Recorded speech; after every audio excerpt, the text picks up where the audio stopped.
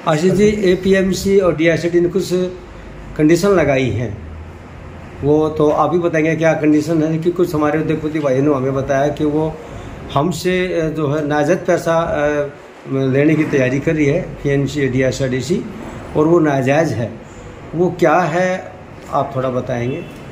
नमस्कार शर्मा जी, हमारा जो नरेला इंडस्ट्रियल एरिया 2013 से पीपीपी मॉडल पर चल रहा है और पीपीपी मॉडल पे मेंटेनेंस की जो सारी जो सुविधाएं मिल रही है, इसके एवज में हमें अच्छा खासा अमाउंट डीएसआईडीसी के जो नुमाइंदे हैं पीएनसी इंफ्रास्ट्रक्चर, उनको हम देते हैं, तब जाके हमें मूल सुविधाएं हमें प्राप्त होती है।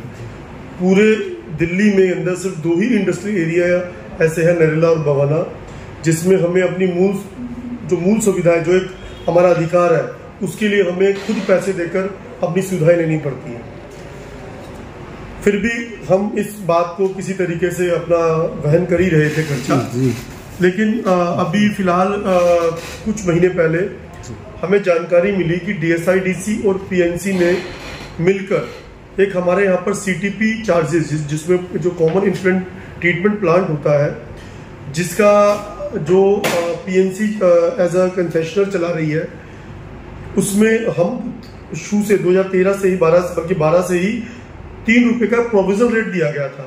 हम 12 से इस लड़ाई में लड़ रहे थे कि उसके रेट कम होने चाहिए, क्योंकि सीटीपी एक्ट के अनुसार वो संस्था नो प्रॉफिट नो लॉस पे चलनी चाहिए। परंतु ये हमें देखकर आश्चर्य हुआ कि अभी कुछ महीने पहले डीएसआईडीसी ने एक नोटिफिकेशन निकाल दिया। नोटिफिकेशन निकालकर उसके अंदर 1 रुपये 36 पैसे या 37 पैसे हमारे से बकाया मांगा पिछले 9 साल का, 2012 से लेकर 2021 का। तो हमने इस बात को डीएसआईडीसी के समक्ष भी रखा, पीएनसी के समक्ष भी रखा।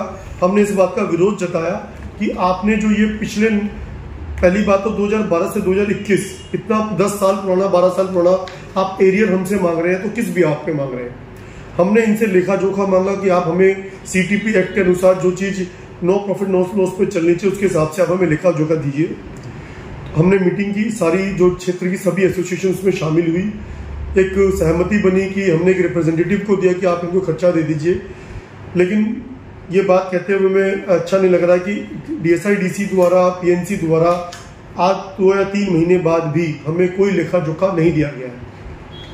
निरंतर रिमाइंडर देने के बाद भी हमें कोई लेखा जोखा नहीं दिया गया है।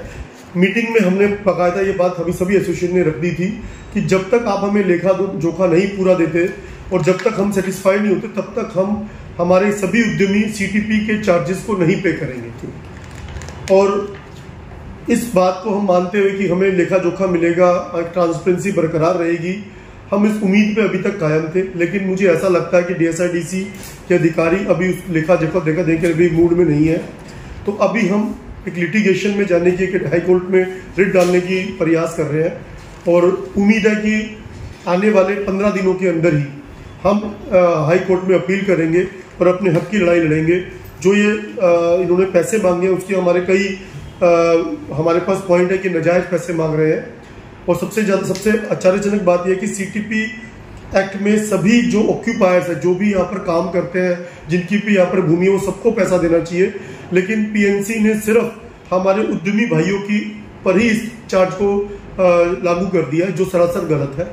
हम इस लड़ाई को लड़ेंगे।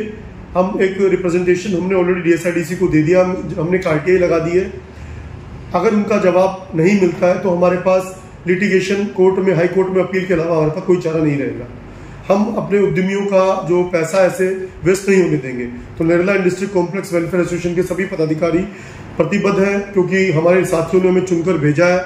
हम इस लड़ाई को प्रमुख रूप से लड़ेंगे। हमने अपनी सभी साथियों से प्रार्थना भी की है कि अपने सीटीपी चार्जेस को रोक दें और जो भी फैसला माननीय हाई कोर्ट करेगी उसी के अनुसार हम चलेंगे। जानकारी मिली, आप बताएं कि डीएसआईडीसी जो फैक्ट्री से पैसा लेती है, वसूल करती है, वो क्या क्या सुविधाएं देती है डीएसआईडीसी या पीएनसी? ज़्यादा कहेंगे पीएनसी भी आज का काम उनके देख रेख करती है, क्या क्या सुविधाएं देती हैं, थोड़ा उनके बारे में थोड़ा जानकारी। पहले तो आपको प्रणाम, जो आप मेरे पास आए हमारे व्यापारियों की दुख और दर्द की बातें सुनने के लिए। इस टाइम व्यापारी वर्ग हर तरीके से परेशान है। आर्थिक रूप से भी, और जो टैक्सों का बोझ है उससे भी बहुत परेशान है। हमारे पास इलेक्ट्रिसिटी में जितनी हम कंजप्शन करते हैं, अगर हम 100 यूनिट का बिल पे करते हैं तो उस पर हमारा 800 रुपये तो इलेक्ट्रिसिटी चार्ज है जी, और उस पर 900 रुपये हमारे पास टैक्स लग रहा है। तो व्यापारी अपने कर्मचारी को पेंशन देगा या टाटा पावर के कर्मचारी को पेंशन देगा? तो इसके लिए कोई भी गवर्नमेंट हमारी सुनवाई नहीं कर रही है, ना सेंट्रल गवर्नमेंट करती है ना स्टेट गवर्नमेंट कर रही है। तो व्यापारी तो पिस रहा है जी। एमसीडी का टैक्स लग रहा है इलेक्ट्रिसिटी बिल में 5%, हम पीएनसी को भी दे रहे हैं, पीएनसी को सीईटीपी का चार्ज दे रहे हैं जो कि हमारे सीवर का ट्रीटमेंट करती है, और मेंटेनेंस के रूप में हम 10 रुपये मीटर से शुरू करा था 2013 में, जो आप बढ़ते बढ़ते 16 रुपये कुछ पैसे पे आ चुका है। अब आप ये देख सकते हो कितनी बढ़ोतरी हो रही है। और उसके अवेज में हमारे को जो सुविधा मिल रही है जी, वो सुविधा व्यापारी के अनुसार नहीं है। पीछे बारिश हुई, बारिश में रोडों में पानी भर गया, जिसकी वजह से लोगों की फैक्ट्रियों में पानी भर गया, बहुत भारी नुकसान हुआ, व्यापारियों का हुआ। पीछे डीएसआईडीसी बोल रही थी हम नाले का काम चालू कर रहे हैं, जो कि वो भी अधूरा पड़ा है। तो वो पानी बहुत परेशान है महावीर इस टाइम। इसमें दोषी कौन, पीएमसी या डीएसआईडीसी या एमसीडी? भाई हम तो गवर्नमेंट को दोषी कहेंगे जी, हम ना तो पीएनसी से बोल सकते दोष है भाई आपका, एमसीडी भी गवर्नमेंट की है और डीएसआईडीसी भी गवर्नमेंट की है। और आजकल हम तो दोनों तरफ से परेशान है। एमसीडी हमारे से हाउस टैक्स लेती है, जिसकी अवेज में हमारे को 20% की हाउस टैक्स में रिबेट मिलनी चाहिए, जो एक सिस्टम है। सिस्टम के तहत अगर हम अपनी क्षेत्र में प्राइवेट मेंटेनेंस करवाते हैं तो उसके अवेज में हमारे को 20% की रिबेट मिलती है हाउस टैक्स में, जो कि एक बार हमारे को 2017 में मिली हुई है, मगर उसके बाद से वो 2017 के बाद वो भी हमारी बंद हो गई। जब हम अपनी मेंटेनेंस स्वयं पैसे दे के करवा रहे हैं तो उसके अवेज में हमारे को 20% की जो रिबेट है व्यापारी को वो मिलनी चाहिए हाउस टैक्स में। तो उससे कुछ तो हमारे को राहत मिलेगी। एमसीडी हमारे को यहाँ पर खाली बस ये है, बच्चों के लिए कोई छिड़काव उड़काव करवा देती है, और तो हमारे पास एमसीडी यहाँ पर कोई सुविधा, एमसीडी का कोई एरिया है ही नहीं। एमसीडी तो खाली टैक्स के लिए है यहाँ, क्योंकि क्षेत्रीय डीएसआईडीसी का वैसा एमसीडी सुविधा क्या देगी दुनिया में। जो स्ट्रीट लाइट का है, स्ट्रीट लाइट जो हम पीएनसी से करवा ही रहे हैं, वो पीएनसी हमारे को दे रही है स्ट्रीट लाइट जलती है।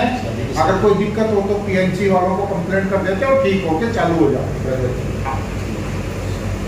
तो ये जो चार्ज बढ़ाया था एक्स्ट्रा, ये डीएसआईडीसी वालों ने जो चार्ज बढ़ाया है, ये हमारे से जो बिना बताए अपनी मर्जी से 2012 से हमारे बिलों में चार्ज लगा कर भेज दिया है।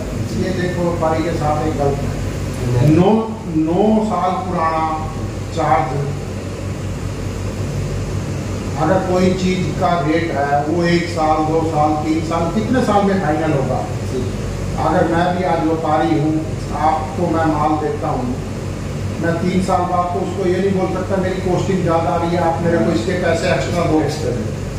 ग्राहक तो एक बार पैसे देने के बाद दोबारा तो उसके पैसे देगा नहीं आपको। तो ये हमारे साथ देखो अन्याय सारा लोड आपके ऊपर। हाँ, व्यापारी के ऊपर लोड है जी। व्यापारी अगर तरक्की करेगा तो देश तरक्की करेगा।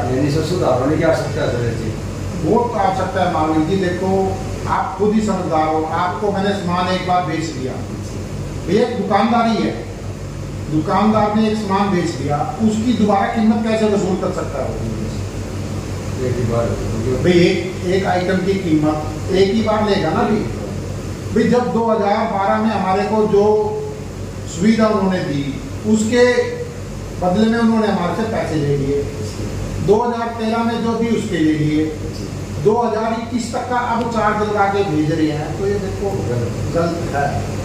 और आगे भी बिल जो आ रहे हैं हमारे ओरिजिनल सुरेश जी इसमें एसएसबी को सलाह मशवरा नहीं किया है DSIDC नहीं, एसोसिएशन से तो ऐसा कोई सलाह मशवरा नहीं हुआ। एसोसिएशन ने एक इनसे अपील भी करी थी कि हमारे को जो ये संस्था है CEPP की नो प्रॉफिट नो लॉस पे चलनी चाहिए और चलती भी है नो प्रॉफिट नो लॉस पे। तो उसका जो है लेखा जोखा जो है वो प्रोवाइड करने की बात हुई थी, उसके अपेक्षा नहीं मिला हमारे को। अभी तक हमारे को ऐसी कोई जानकारी नहीं है, मगर उसमें हमारे ऊपर जो बिल बन के आए हैं उस पर ब्याज रख के काफ़ी इकट्ठा होता जा रहा है। पीछे हमने एसोसिएशन की एक मीटिंग हुई थी, उसमें भी ये बोला था कि हमारे रेट फाइनल करे जाए, मगर अभी तक हमारा ऐसा कुछ नहीं है। अभी भी जो रेट हमारा बिल आ रहा है प्रोविजनल रेट से आ रहा है। अभी इन्होंने जो बिल बना के दे दिया 2021 तक का तो बना के दे दिया, 22, 23, 24 पेंडिंग है, 3 साल का। और हाँ भाई, हम अपनी कॉस्टिंग तो जो हमारा को पे कर रहे हैं हम उसी हिसाब से करेंगे ना जी। भाई हम अपना प्रोडक्ट जो बेच रहे हैं, जो हमारा खर्चा था उसके हिसाब से हम अपना मिनिमम मार्जिन रख के आगे कॉस्टिंग निकाल देते हैं। बाद में जो हमारे को पे करना पड़ेगा